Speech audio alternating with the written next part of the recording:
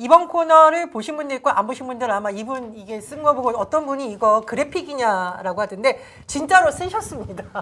우리는 거짓이 없는 것이죠. 네, 우리는 거짓 위선 없습니다. 그대로 네. 쓰셨어요. 예. 최영진 교수님 포청천 옷 입으셨듯이 자 파주일출 조일출 박사님 나오셨습니다. 안녕하세요. 네, 안녕하세요. 자 따따따입니다. 오늘 코너 이름인데 따끔하지만 따뜻하게 따져보겠다 했는데 조일출 박사님 오늘은 어떤 걸 따져볼까요? 이거 진짜 서민들 들으면 열불나지만 꼭 알아야 되는 경제 문제 예산 관련 소식을 우리가 짚어보려고 하는데요. 맞습니다. 우리 사람 몸에 가장 중요한 게 뼈하고 피 아니겠습니까? 빼가 아니라 뼈. 네, 뼈. 예. 근데 그 피에 해당되는 게 우리 대한민국 국가에서 재정 아닙니까? 네네. 재정, 예산인 것이죠. 그거 좀 오늘 좀 말씀 좀 드리도록 하겠습니다. 예, 근데 저 요즘 우리 뉴스 보면은 신문 안 보는 분들도 세수 펑크 났다고 하는데 이게 뭔 얘기예요? 아니 국가에서 세수 잘 관리해야 되는 건 당연한 거고 윤석열 대통령 툭하면 건전재정 얘기한다는데 세수 펑크 이게 무슨 뜻입니까? 쉽게 말씀을 드리면 작년에 우리 국세 있죠? 네. 그 국세 세수입 이게 결국 국민들을 위해서 쓰는 돈이거든요. 세금을 그렇죠. 걷어서 쓰는 거 아닙니까? 아니 월급쟁이들한테 예. 칼같이 다 빼가잖아요. 세금. 근데 왜 말씀드리는 모자라요? 겁니다. 근데 작년에 56조 원이 세수 펑크가 났거든요. 네네. 그런데 우리 뒤에 표를 한 번만 좀 보여주시겠습니까? 이거 보면 작년에 위에 결손액 마이너스 56.4조죠. 이렇게 세수 펑크가 났거든요. 네네. 그런데 문제는 올해 그 아래를 보시면 총국세 있죠. 현재 5월까지 작년에도 그러니까 56조가 펑크 났는데 그 당시가 160조 원이었는데 현재 151조로 마이너스 9.1조가 지금 펑크가 나고 있는 겁니다. 벌써? 예. 벌써요? 네. 작년의 경우도 IMF 때보다도 더 큰 세수 펑크였거든요. 그런데 그래서 더 만약 떨어진 이 거죠. 추세라면 올해는 작년보다 더하다는 것이죠. 근데 제가 최혁진 교수님께 한번 여쭤볼게요. 아니 월급쟁이들한테는 칼같이 그냥 세금 징수하고 난리인데 네. 최 교수님 이거는 줄었다라고 하잖아요. 법자로 시작되는 긴장하셨죠? 법인세. 법인세, 예, 그것도 아주 고소득자의 고소득 기업의 법인세. 이게 이른바 재벌 대기업의 예. 법인세 이게 계속 논란이 되고 있는데요.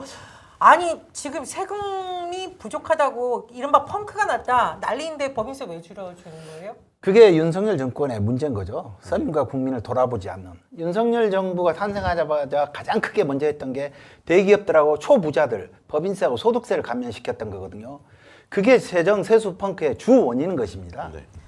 그래서 작년에 56조이나 펑크가 났었던 거고 올해는 그거보다 속도가 더 붙어서 급속하게 좀 세수 펑크가 나고 있는 것입니다. 이런 거 보면 윤석열 예. 대통령이 과거에 전두환 전 대통령 발언으로 난리가 났었잖아요. 가만 보면 전두환 전 대통령에 대한 호감도 있지만 이명박 전 대통령을 좋아하는 게 아닌가. 사실 이명박 정부 때도 부자 감세 굉장히 논란이 돼서 지탄을 받았는데 아직도 정신을 못 차리는 게 아닌가 생각이 드는데 근데 만약에 법인세만 그러면 예전처럼 했다. 그러면 다른 데서는 펑크가 안 나는 건가요? 다른 부분에서도 지금 전체적으로 펑크가 나는 거죠. 예를 들자면 작년 같은 경우에 56조가 펑크가 났는데 그 중에서 41조 원이 법인세하고 소득세입니다. 아, 그러니까 네네. 70%가 법인세하고 소득세에서 펑크가 났었던 거고 올해의 경우도 아마 그럴 거라고 봅니다. 왜냐하면 그 추세가 하루아침에 바뀌지는 않으니까요. 그러면 우리나라가 무역에서 먹고 산다 그래도 좀 큰 규모로 무역을 하는 나라라고 하는데 무역은 어떻게 좀 잘 되고 있습니까? 우리 슬라이드 좀 볼까요? 예.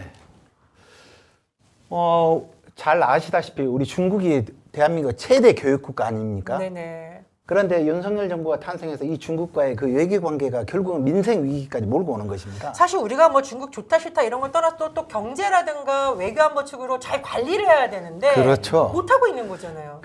쉽게 말하면 미국과 일본에 편중되다 보니까 지금 정부에서는 12개월 연속 흑자라고 그러니까 흑자라고 지금 광고를 대대적으로 하거든요. 내막을 봤더니 중국에서는 여전히 물론 줄어들긴 했지만 52억 달러나 지금 적자가 나고 있는 것이죠. 이런데 민생이 살 수 있겠습니까? 요즘 경제 성장이 가계대출. 있을 수가 없는 것이죠. 그렇습니다. 근데 전 제일 속상한 게 이런 뉴스인 것 같아요. 가계대출 한마디로 빚이에요. 전 국민이 지금 빚 때문에 괴로워하고 있다는 말이 과언이 아니더랐다고 하는데 가계대출은 왜 경제의 시한폭탄이라고 하잖아요. 그렇죠. 언제 터질지 몰라. 한 번 터지면 전 국민이 타격을 입는 건데 이거는 좀 어떻게 나오고 있나요? 국제금융협회에서 우리 대한민국의 가계부채 비율을 1위로 잡았거든요. 그리고 1위예요? 예. 불명의 1위. 우리 그리고 개인분들의 지금 총 가계부채가 1,112조나 됩니다. 여러분 어마어마한 것이죠. 저희가 조일철 박사님을 꼭 모시려고 했던 이유가 있습니다. 정말 윤석열 정부 이딴 식으로 국정 운영하면 안 됩니다. 가계대출, 가계 빚이잖아요. 그런데 가계대출 현황 1112조. 어마어마한 것입니다. 어마어마한 거 예. 아니에요? 그리고 이 중에서 개인 사업자분들 중에서 지금 3월 말 현재 연체금만 해도 11조나 된답니다. 이거 불과 2, 잘못하면 3일 전에 또 언론에들 많이 나왔었잖아요. 신용불량 되잖아요. 잘못하면. 당연히 신용불량자로 갈 가능성이 90% 이상이신 거죠. 그러면 가계대출 중에 우리가 왜 집 때문에 어쩔 수 없는 예, 거, 담보대출. 주택담보대출, 사업자 대출이 다 포함됩니까? 그렇죠. 지금 1112조에는 그게 지금 포함되어 있는 겁니다. 사업자하고. 그렇지만 지금 말씀하신 것처럼 사업자 대출도 어찌 됐건 간에 한 400조 정도씩 가는 거니까요. 총 금액이 1112조고요. 예. 그러면 여기서도 몇백 조가 있는 저희 겁니다. 궁금한 게 있어요. 도대체 이렇게 어려운데 윤석열 대통령은 제대로 대응을 하고 있습니까? 윤석열 정부는 맨날 건정재정 외치더니 말로만 잘하는 겁니까? 이것도 방구석 여포예요? 맞습니다. 작년에 윤석열 대통령이 2024년 예산을 편성하기 전에 뭐라고 그랬냐면요. 물가 잡기 위해서 확장 재정을 못 하겠다는 거였습니다. 확장 재정이라는 건 쉽게 말하면 예산을 더 좀 국민들 위해서 좀 풀겠다는 게 확장 재정이거든요. 네네. 그렇지만 물가도 못 잡고 그리고 또 기재부는 건전 재정 때문에 못 하겠다고 했는데 이걸 분명히 우리 국민분들이 알으셔야 되는 게 뭐냐면요. 작년에 세계 평균 경제 성장률이 3.6%고 예. 가장 세계에서 경제 침체를 하는 일본도 1.7%를 냈는데 대한민국은 1.4%를 냈습니다. 그런 거 보면 윤석열 정부가 안보도 엉망진창이고 외교도 엉망진창인데 전 진짜 경제를 이렇게 무능한 나라가 있나 싶어요. 그럼 경제를 살리고 안 하고 맨날 누구는 명품백 받아 죄송합니다. 순간 처먹거라고 할 뻔했습니다. 받아 처먹거라고 해서 너무 화가 나가지고 이러니까 문제 있는 거 아니에요? 무능의 의미는 능력이 제로니까 어떻게 보면 가만히 놔도 되는 건데 지금 윤석열 정권은 이 무능을 넘어서 파괴시키고 있는 거죠. 민생과 경제를. 아 민생 파괴범. 예. 민생 파괴범이 두 명입니까? 한 명입니까?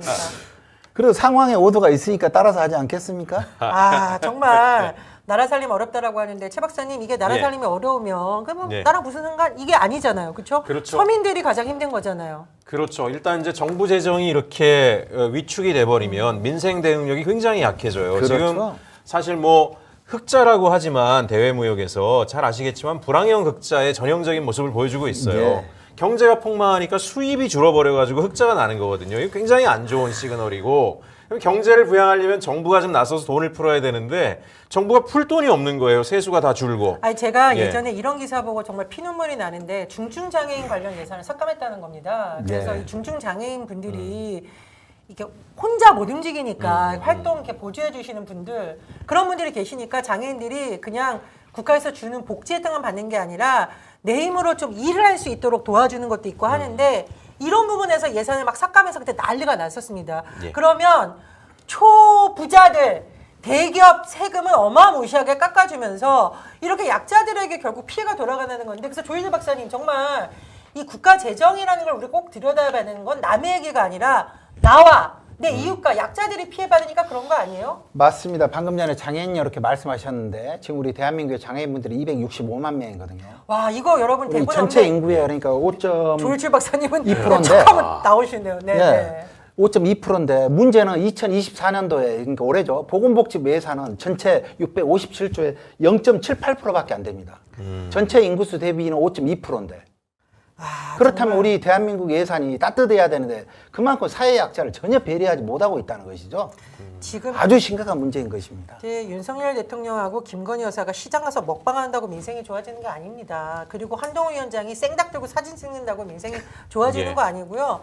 누구처럼 시장 가서 떡볶이 먹는다고 떡볶이 장사하시는 분들이 사실 제일 걱정은 고물가, 고금리, 물가 때문에 떡볶이 값을 올려야 되나 말아야 되나. 근데 이제 원재료는 비용이 많이 드니까 그런 거 아니에요. 시장 상인들 입장에서 윤석열 대통령 시장 온다고 막 화날 것 같아요, 박사님. 사실 화나지 않겠습니까? 예. 사진 한번 찍고 가는데요. 아, 먹방 쇼 좀 그만했으면 좋겠고요. 나라 살림이 많이 팍팍해져서 국민들 어렵습니다. 용산에 계시는 분들은요. 명품백 관리에만 신경 쓰지 마시고 또 본인들 곳간 채울 생각하지 마시고 나라 곳간에 신경 쓰시면 좋겠고 무엇보다 우리 정의로운 열공 시청자분들 중에서도 정말 밤늦게까지 일하는 분들 많거든요. 이런 분들을 위해서 제대로 세금 걷고 제대로 썼으면 좋겠습니다. 조일철 박사님이 준비해 주신 파조일출 조일출의 따따따 여기까지 하겠습니다. 감사합니다.